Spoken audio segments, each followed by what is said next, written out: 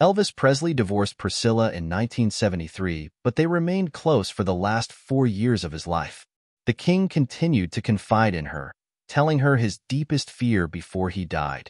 The tragedy is that he was completely wrong. Elvis became the biggest star in the world in the 1950s and continued topping charts and making movies into the 1960s. His voice and image remain as instantly recognizable now as then.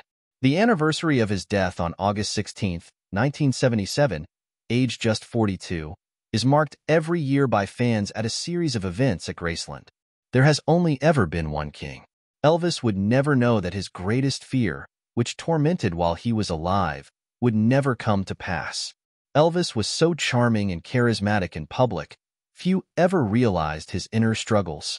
Priscilla later said, "He didn't express a whole lot. He didn't want to show you how insecure he was." In his final months, though, his fears were growing. He told his backing singer and short-lived girlfriend, Kathy Westmoreland, that he had never done anything lasting. Priscilla added, "I remember Elvis saying that he didn't really know if he gave up singing. If he did want to retire, he felt that people would forget him."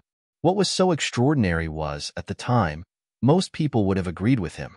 Although everyone remained predominantly sycophantic in the king's presence, there was an awareness that he was no longer the cultural force that he had been. Priscilla said that after he died, "I was told Elvis passed and that, will be forgotten in the next couple of years. Life goes on. Thank God I didn't listen to any of those people." Elvis's conviction that his film work, on the whole, had never lived up to his potential was confirmed by numerous comments by his co-stars after his death. Barbra Streisand also revealed that she had desperately wanted him to work with her on A Star is Born, a film which could have established Elvis as a credible actor, but it was blocked by Colonel Parker. However, the very opposite of Elvis's fears about his musical legacy has happened after his death. After being such an enormous chart-topping star, Elvis had his last top 10 U.S. album in 1965, and none of his studio releases in the 1970s dented the top 50. Speaking of his doubts and fears in the final months, Priscilla said, "Shows you where he was. It shows you where he emotionally was, where in his career he thought he was." The tragedy is that Elvis could not see how extraordinarily successful he still was. He may have no longer been the teen idol, but the versatile singer had great success with gospel and Christmas albums, which may have charted lower but continued to sell in huge numbers across a longer period of time. His 1971 Christmas album has sold 3 million copies, and even one of his last film soundtracks, For Frankie and Johnny, sold 1 million copies.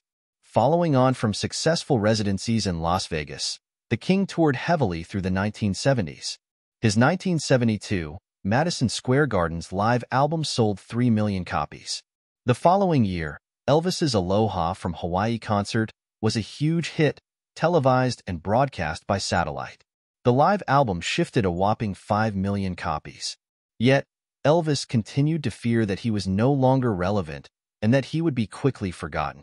Priscilla, like everyone who knew and loved Elvis, regrets that he never knew just how great his legacy was while he lived and what it would become after he died.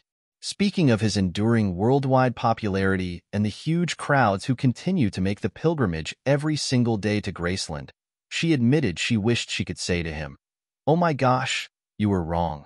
Look at this. Look what you do every year. Look who you bring.